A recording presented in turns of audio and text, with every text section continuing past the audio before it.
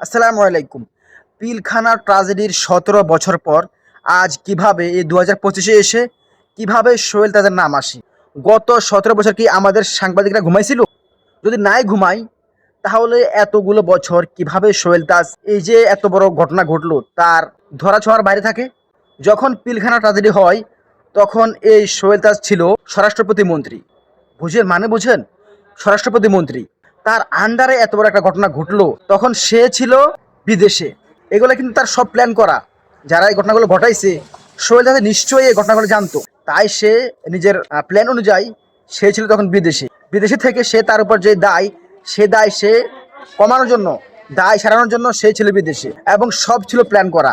কিন্তু এতগুলো বছর তাকে প্রশ্ন করার মতো আমাদের কারো হিম্মত হয় নাই।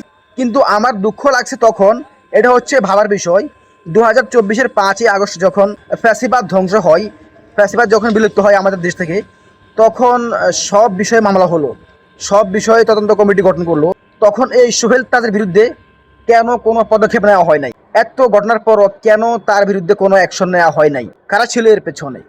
কেন সোহেল তাজকে এই বিষয়ে প্রশ্ন করা হয় নাই বা তাকে কেন অ্যারেস্ট করা হয় নাই? এখন ২০২৫-এর শেষ দিকে এসে যখন স্বাধীন কমিটি গঠন করা হলো তখন কেন সোহেল তাজের নাম আসে, তার আগে কেন আসেনি?